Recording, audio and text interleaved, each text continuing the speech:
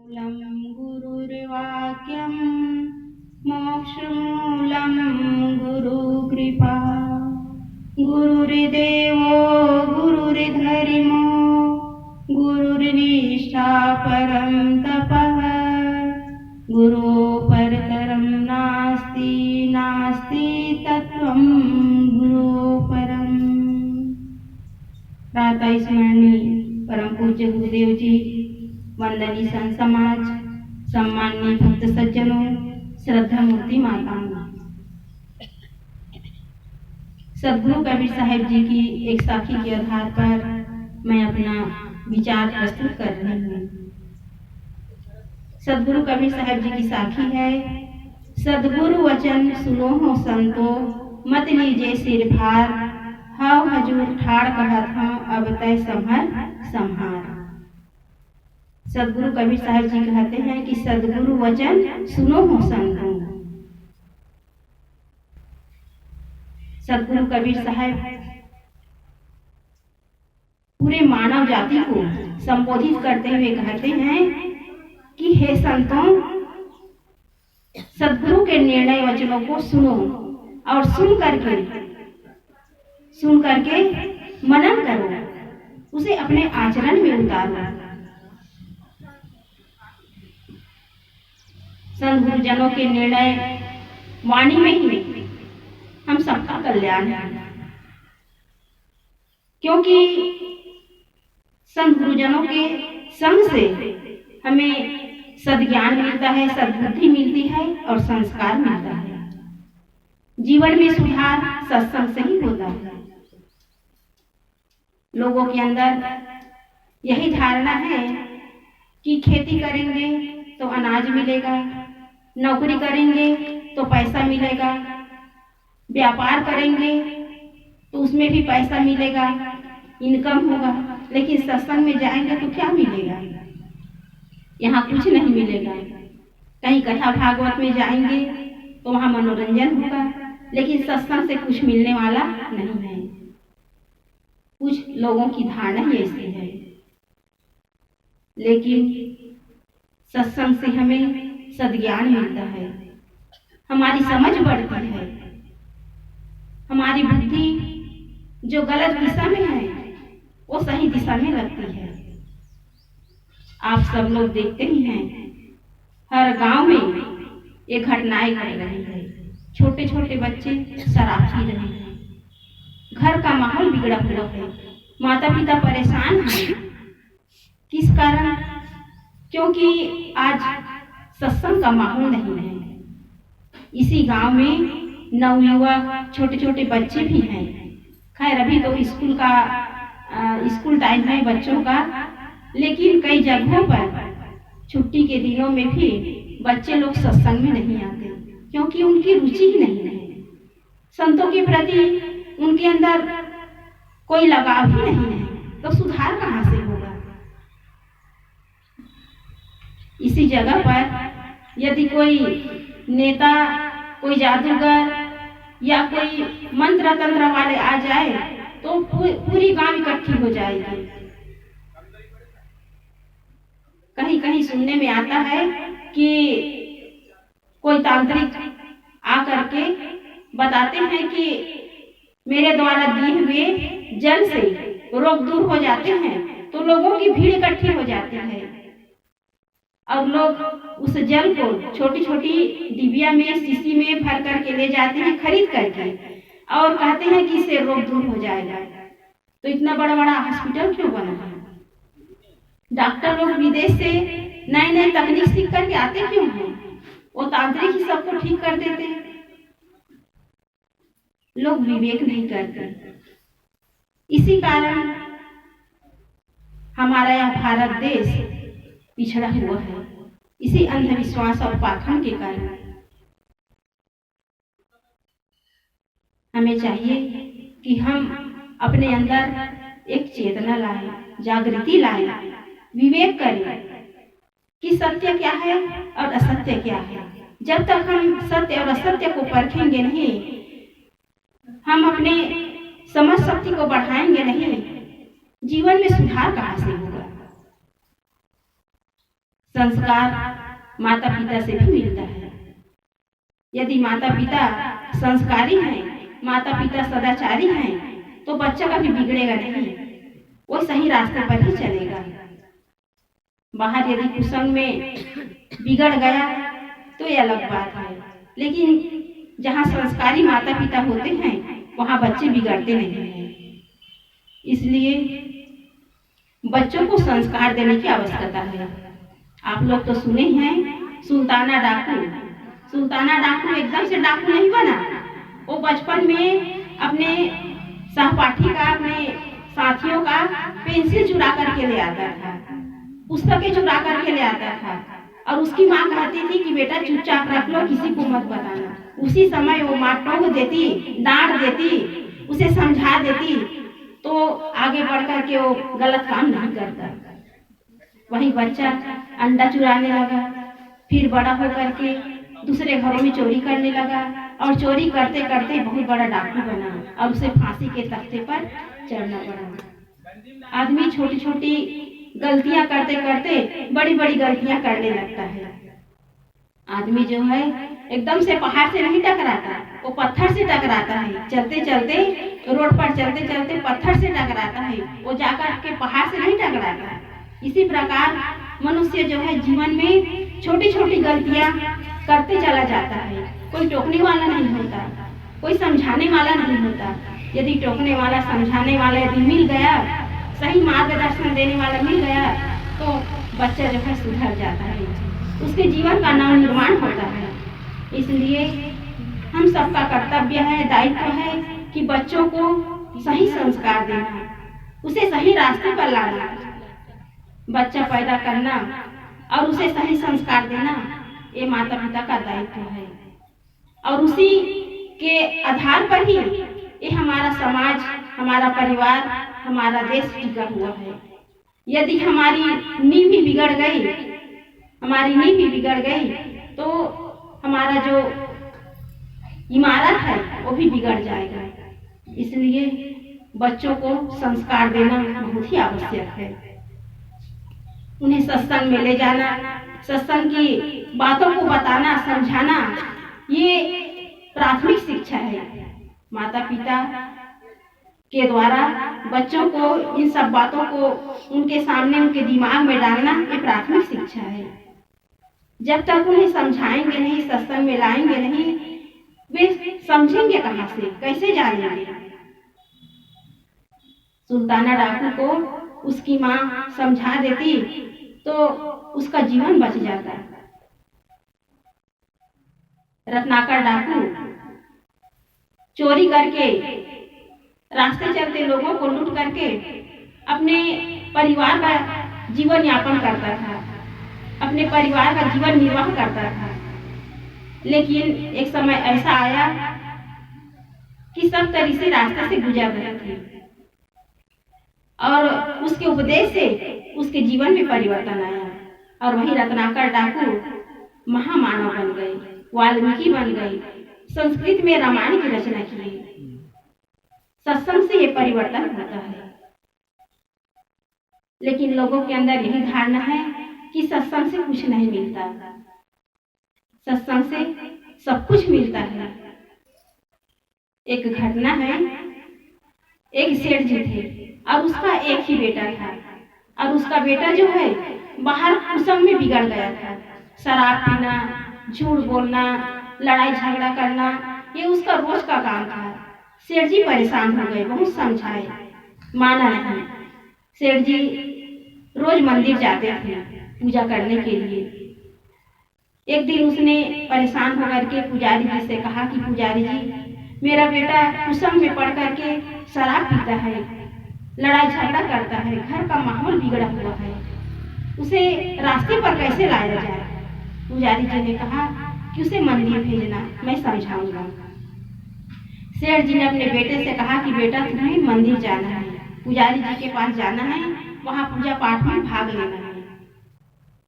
उसके बेटे ने कहा कि मैं मंदिर क्यों जाऊंगा, मुझे मंदिर में क्या काम, वहाँ जाकर मुझे क्या मिलेगा, कुछ नहीं मिलेगा, क्योंकि वहाँ शराब थोड़ी मिलेगा मंदिर में। तो उसका बेटा जो है अपने पिताजी से कह दिया कि मैं मंदिर नहीं जाऊंगा। उसके इस जिद्दीपन से सेठ जी परेशान हो गए। सेठ जी ने कहा कि यदि तुम मंदिर नहीं जाओगे तो मैं तुम्हें अपनी संपत्ति से बेदखल कर दूंगा। फिर तुम कैसे जियोगे, कहाँ से शराब पियोगे, कहाँ से अपना जीवन निर्वाह करोगे, इसके बारे में मैं नहीं जानता। तुम जानो तुम्हारा जीवन कैसे चलेगा, इसके बारे में इसकी जिम्मेदारी तुम्हारी है। मैं तुम्हें अपनी संपत्ति से बेदखल कर दूंगा। अब सेठ जी का बेटा सत्ते पे आ गया। उसने कहा कि यदि संपत्ति से बेदखल कर दिया तो मैं पैसे कहाँ से पाऊंगा, कैसे शराब पीऊंगा। उसने कहा कि ठीक है पिताजी, मैं मंदिर जाऊंगा। अब वह बंदिश में आ गया, सेठ जी के काबू में आ गया। और सेठ जी अपने बेटे को मंदिर जाने के लिए पैसे देता था, केवल ऑटो किराया का पैसा देता था, एक्स्ट्रा पैसा नहीं देता था, क्योंकि मंदिर थोड़ा दूर में था। तो उसका बेटा जो है रोज मंदिर जाने लगा और रोज मंदिर जाता था। तो पूजा पाठ करने के बाद वो बैठा रहता था और उसी मंदिर में एक कोने में एक वृद्ध बाबा बैठे रहते थे। थोड़ा शारीरिक रूप से कमजोर था, तो वो रोज उसे बूढ़े बाबा को देखते थे। एक दिन अब वो तो जवान था, नवयुवक था, उसे देख करके हंसने लगा और व्यंग में कहने लगा कि बाबा जी, लगता है आपके जीवन की दर्द भरी दास्तान है। आपने जीवन में कुछ भूल किए होंगे, उसी का परिणाम भुगत रहे हैं। बुढ़ापे में आप मंदिर में कोने में बैठे अपना जीवन गुजर कर रहे हैं। बूढ़े बाबा ने कहा कि बेटा हंस लो, अभी तुम्हारे हंसने का समय है, तुम्हारे अंदर जोश है, तुम्हारा भी समय आएगा, लोग तुम पर भी हंसेंगे। लेकिन एक बात याद रखना, किसी के ऊपर हंसने से पहले उसके जीवन की कहानी को सुन लेना कि उसके पीछे रहस्य क्या है। बूढ़े बाबा ने कहा कि बेटा, मैंने जीवन में बहुत दौड़ लगाया है, बहुत दौड़ा है अपने जीवन में। मेरे 4 बेटे हैं और चारों बेटों को मैंने इतना पढ़ाया लिखाया, योग्य बनाया और पूरे अपनी संपत्ति उन लोगों के नाम कर दिया, अपने लिए कुछ नहीं बचाया। यही मेरी सबसे बड़ी भूल है। उस वृद्ध बाबा ने उस नवयुवक के सामने ऐसी बातें कही कि उसके जीवन में परिवर्तन आया। उस बूढ़े बाबा ने कहा कि बेटा, मेरे चारों बेटे इतनी ऊंचाई पर है कि मैं उन चारों को दिखाई नहीं देता। बूढ़ा बाबा कहने लगा कि बेटा, मेरे चारों बेटे इतनी ऊंचाई पर है कि मैं उन्हें दिखाई नहीं देता। कितना दर्द भरा है उसकी आवाज में, उसके शब्द में, कि चारों बेटे साधन संपन्न होते हुए भी, योग्य होते हुए भी पिता के प्रति कितना उनके मन में तिरस्कार की भावना है। पिताजी को अनदेखा कर रहे हैं, उनके प्रति उनके मन में कोई भाव ही नहीं है, सेवा का, सत्कार का, श्रद्धा का कोई भाव ही नहीं है। बूढ़ा कहने लगा कि बेटा, मैं इस मंदिर में बैठकर, इस मुरलीधर के मंदिर में बैठकर मैंने इतनी तपस्या की है कि मैं अब पराधीनता का जीवन नहीं जीऊंगा।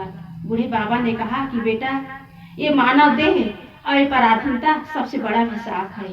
ये मानव देह पराधीनता सबसे बड़ा अभिशाप है और आत्मनिर्भरता सबसे बड़ा वरदान है। मैं आत्मनिर्भर हो गया हूँ। इस मंदिर में भक्ति करते करते, तपस्या करते करते, साधना करते करते मैं तपोधन इकट्ठा किया हूँ और वो तपोधन इस वर्तमान जीवन में काम आ रहा है और आने वाले जीवन में भी मेरा काम आएगा। धन तो शरीर तक ही साथ देगा, जब तक शरीर है वो धन साथ देगा, परिवार कुटुंब वाले साथ देंगे। लेकिन तपोधन जो मैं साधना किया हूँ, इस मंदिर में बैठ करके जो तपस्या किया हूँ, अपने मन को साधा हूँ, वो वर्तमान में काम आ रहा है और आने वाले जीवन में भी काम आएगा। बेटा, तुम जीवन में धन तो कमाना, लेकिन तपोधन भी कमाना। अपने जीवन में साधना भी करना, धन कमाने के साथ साथ साधना भी करना, जो वर्तमान को भी संवारेगा और आने वाले भविष्य को भी संवारेगा। नवयुवक उस बूढ़े बाबा के पास बैठे बैठे उसके जीवन में ऐसा परिवर्तन आया, ऐसा झटका लगा कि उसे लगा कि असली जीवन यही है। मैं तो भूला हुआ था, शराब के नशे में पता नहीं मैंने कितने लोगों के साथ लड़ाई झगड़ा किया, माता पिता को रुलाया, उनका दिल दुखाया और अपने जीवन को, पैसे को बर्बाद किया। उस बूढ़े बाबा के इन शब्दों को सुनकर उसके जीवन में परिवर्तन आया और बूढ़े बाबा के चरणों में झुक करके कहा कि बाबा जी, आप मेरे लिए गुरु हो, मुझे सही सत्संग मिल गया, मेरे जीवन में सुधार हो गया। तो ये होता है सत्संग। सत्संग केवल सफेद कपड़ा में पहने हैं वही सत्संग नहीं मिलेगा, धोती कुर्ता में भी सज्जन है, वहाँ भी सत्संग मिलता है, वहाँ भी हमें सही मार्गदर्शन मिलता है, वहाँ से भी हमें सत्शिक्षा मिलती है। केवल हम अपने जीवन को सही दिशा में लगाए, सही जगह उठने बैठने का काम करें, सही लोगों के संपर्क में हम रहें, तो जीवन में सुधार अवश्य ही होगा। इसलिए सदगुरु कबीर साहब जी कहते हैं कि सदगुरु वचन सुनो संतो, संत गुरुजनों के वचनों को सुनो, जीवन में सुधार होगा। हम तो इस माया जाल में भूले हुए हैं, दुनिया की चकाचौंध में भूले हुए हैं कि इन्हीं में सुख है, जबकि ये तो सब छूटने वाला है, ये तो सब माया है, ये शरीर भी माया है, धन संपत्ति माया है, पुत्र परिवार माया है, सब छूटेगा। और इन्हीं छूटने वाले चीजों में हम मोह करके अपना बंधन बना रहे हैं। इसलिए जो सत्य है उसे हम समझे, सत्य अपनी आत्मा है और आत्मा का उद्धार सत्संग से ही होगा। इन मोह जाल से अभी आप लोग सुन रहे थे ना कि सदगुरु कबीर साहब जी कहे हैं कि संत गुरुजन इस संसार में अनासक्ति पूर्वक रहते हैं, कमल पत्र है संत जन रहे जगत के माही। संत गुरुजन इस संसार में रहते हैं लेकिन संसार में लिपायमान नहीं होते। जैसे कमल का जो पेड़ है वो पानी में रहता है लेकिन उसका जो फूल है वो पानी से अलग होता है, इसमें लिपायमान नहीं होता। उसी प्रकार हमारा जीवन भी होना चाहिए, तभी हम बंधनों को काट सकते हैं, अपना कल्याण कर सकते हैं। लेकिन आज लोग जो है अपने ऊपर अलग से करता धरता मान बैठे हैं। सदगुरु कबीर साहब जी आगे कहते हैं कि मत लीजिए सिर भार, अपने ऊपर मान्यताओं का भार मत लो, मान्यताओं का भार अपने ऊपर मत ला दो, मान्यताओं का बोझा अपने ऊपर मत ला दो। क्योंकि देवी देवता ईश्वर परमात्मा भूत प्रेत यंत्र मंत्र जादू टोना ये सब केवल कल्पना है, काल्पनिक है, इसमें वास्तविकता कुछ भी नहीं है।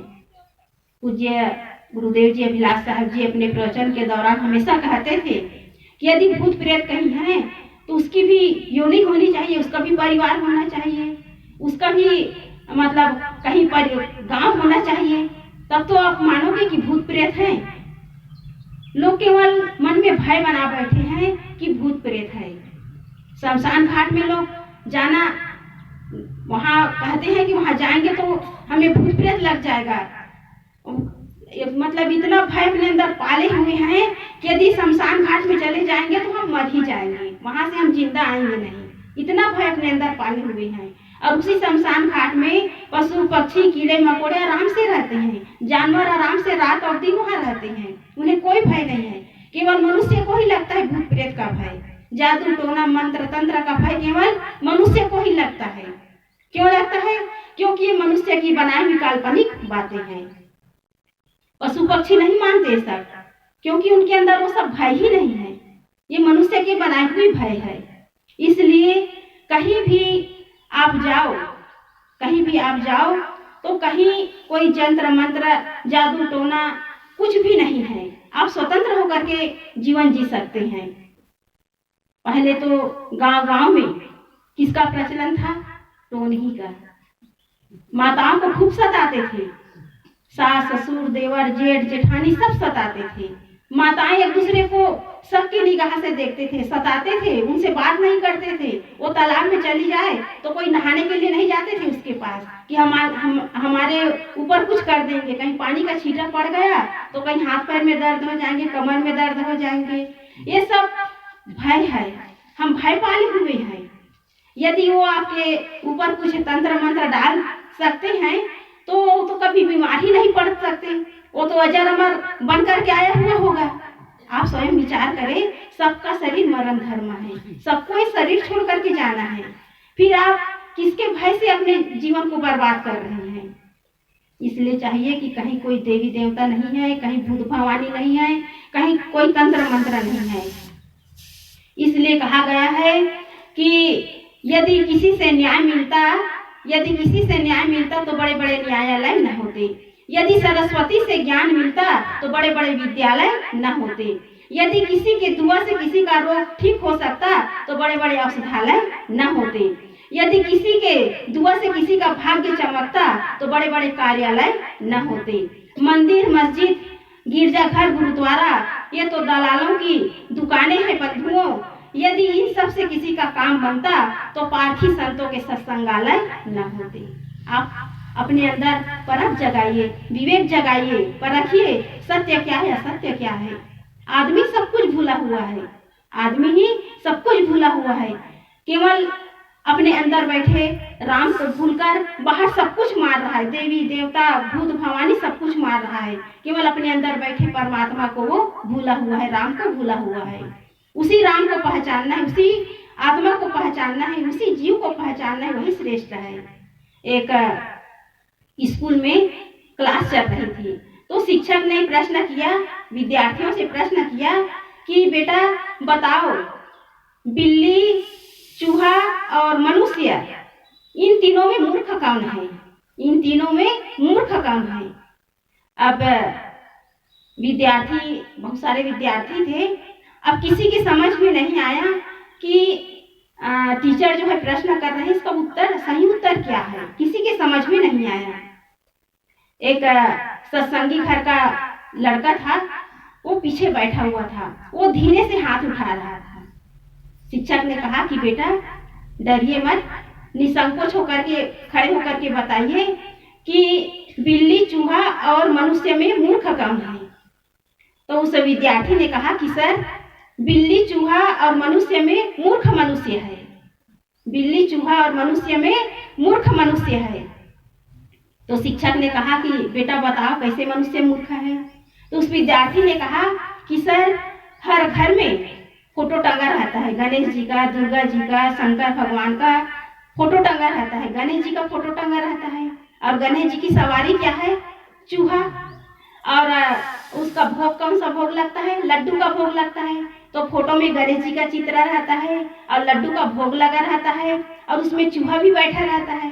लेकिन बिल्ली रात में निकलती है तो उस चूहे को वो देखती है बिल्ली, लेकिन डुप्लीकेट समझकर वो झपटती नहीं है।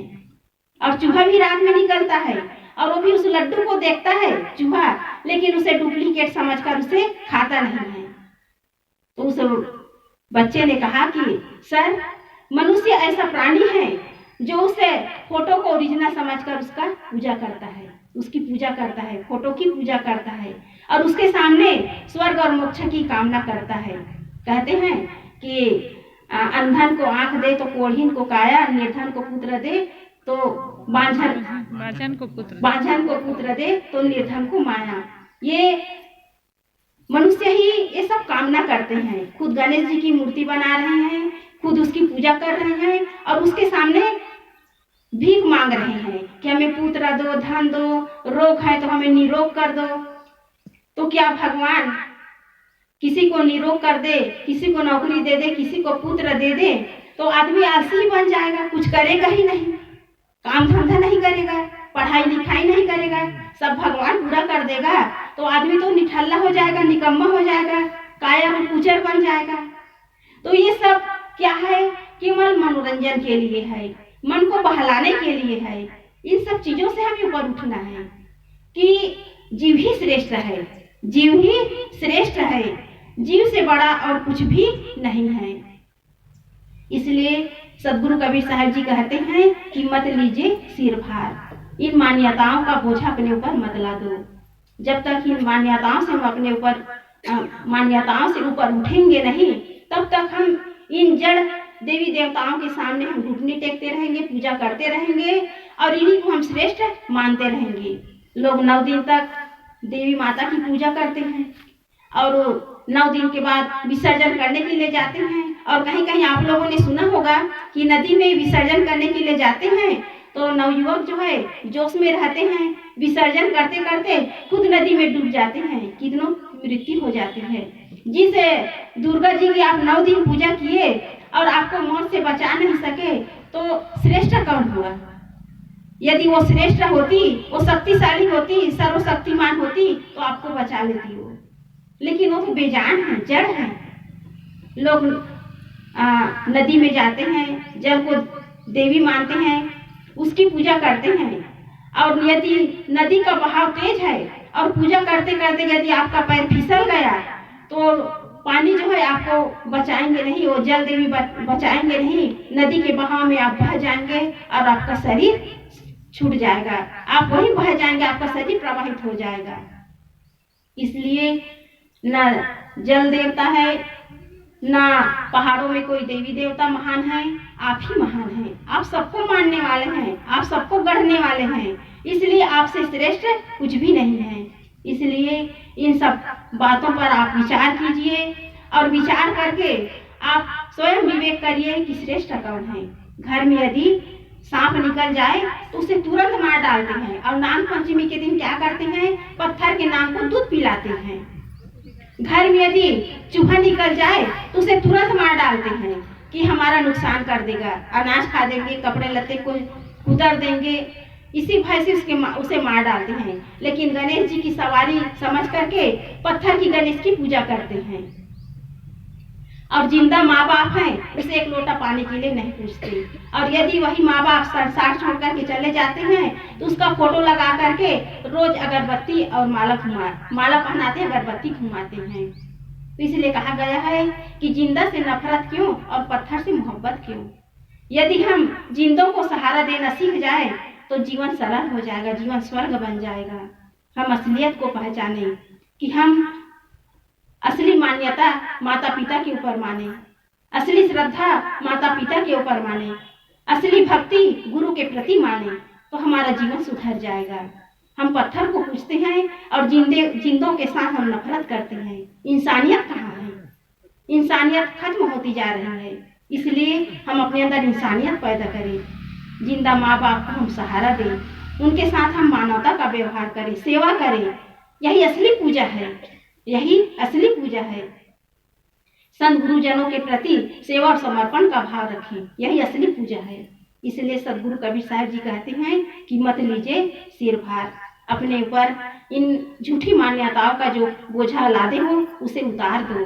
और असली मान्यता है माता पिता की सेवा करना, सदगुरुजनों की सेवा करना। यदि ये सेवा हमारे अंदर आ जाए, यदि ये सेवा हम अपने जीवन में करने लग जाएं तो जीवन का उद्धार हो जाएगा, जीवन धन्य हो जाएगा। सदगुरु कबीर साहब जी कहते हैं कि हाँ हजूर ठाड़ कहत हूँ अब तय समझ संभार। सदगुरु कबीर साहब जी कहते हैं, खड़े होकर के कहते हैं, पुकार करके कहते हैं कि तुम हुजूर हो, स्वामी हो, मालिक हो, श्रेष्ठ हो, तुमसे बड़ा संसार में कोई नहीं है। तुम ही सबको बनाने वाले हो। धर्म ग्रंथ और विज्ञान के क्षेत्र में जितने भी आविष्कार हुए हैं, जितनी रचनाएं हुई हैं, सबके रचने वाले तुम स्वयं हो। इसलिए तुम श्रेष्ठ हो, तुम हुजूर हो, तुम मालिक हो, तुम अपने कर्म के विधाता हो। इसलिए तुमसे श्रेष्ठ और कोई नहीं है। अब तय संभर संहार। सदगुरु कबीर साहब जी कहते हैं कि तुम स्वयं संभलो और दूसरों को भी संभालने में सहायक बनो। संत गुरुजन स्वयं कल्याण दशा में रहते हैं, स्वयं अपना कल्याण करते हैं और दूसरों के कल्याण में सहायक होते हैं। संत गुरुजन ही हमारे कल्याण दाता है, मोक्ष दाता है।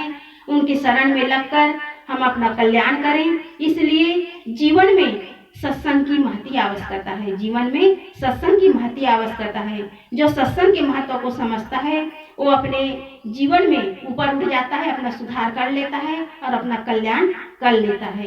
इसलिए सदगुरु कबीर साहब जी ने कहा है कि सदगुरु वचन सुनो हो संतो, मत लीजिए सिर भार, हाव हजूर ठाड़ कहत हूँ अब तय समर संहार। संत गुरुजनों के निर्णय वाणी को हम अपने जीवन में धारण करें, झूठी मान्यताओं को छोड़ें। हम स्वयं मालिक हैं, हुजूर हैं, श्रेष्ठ हैं, महान हैं और हम स्वयं संभले और औरों को संभालने में हम सहायक बने। बस इतना ही कहकर मैं अपनी वाणी को विराम देती हूँ। बोलिए सद्गुरुदेव की जय।